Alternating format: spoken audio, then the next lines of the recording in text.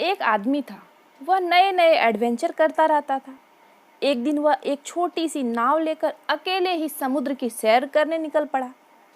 कुछ देर तक तो सब कुछ ठीक ठाक चलता रहा, लेकिन अचानक ही तेज हवाएं चलने लगी और एक भयंकर तूफान आया। वह व्यक्ति तूफान में पूरी तरह घिर चुका था, किंतु उसे अपने ईश्वर पर पूरा विश्वास था कि सब कुछ ठीक हो जाएगा। तभी एक जोरदार लहर उसके नाव से टकराई और पूरी नाव तहस नहस हो गई।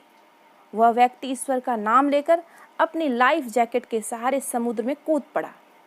जब तूफान शांत हुआ, उसने अपने आप को एक निर्जन टापू पर पाया। चारों ओर समुद्र ही समुद्र, कहीं कोई नहीं।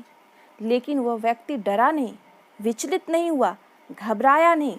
उसे अपने ईश्वर पर पूरा भरोसा था।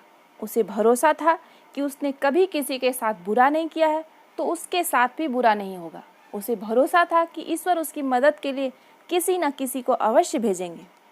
टापू पर ही जो कंदमूल फल फूल मिले उसे खाकर ही वो अपने दिन गुजारने लगा।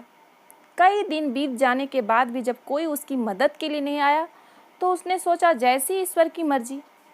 एक दिन उस व्यक्ति ने सोचा कि पता नहीं कब तक इस टापू पर रहना पड़े, क्यों ना अपने लिए एक छोटी सी झोपड़ी बना लूं।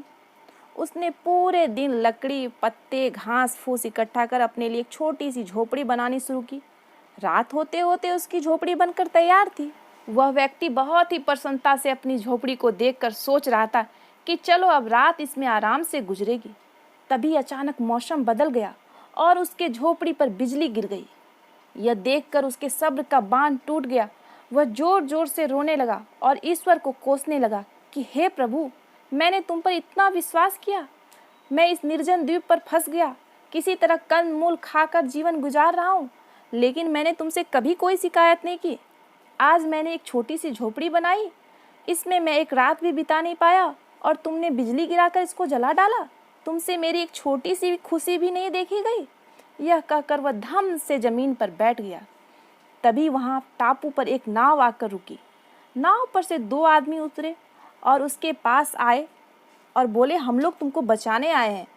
अगर आज तुम अपनी झोपड़ी नहीं जलाते तो हमें यह पता ही नहीं चलता कि इस निर्जन टापू पर कोई मुसीबत में है। यह सब देख सुनकर उस आदमी की आंखों से आंसू गिरने लगे। वह ईश्वर से क्षमा मांगने लगा, हे प्रभु, तुम मेरे सब्र का इम्तिहान ले रहे थे और मैंने तुम पर ही दोष लगा दिया। प्रभु मुझे माफ़ करें। दोस्तों, कभी कभी ऐसे हालात बन जाते हैं कि हम चारों ओर से निराश हो जाते हैं, ईश्वर को कोसने लगते हैं, अपने भाग्य को दोष देने लगते हैं, किंतु बाद में पता चलता है कि ईश्वर ने जो किया अच्छा किया। इसलिए हमेशा अपने ईश्वर पर विश्वास रखिए एवं सब्र से काम लीजिए।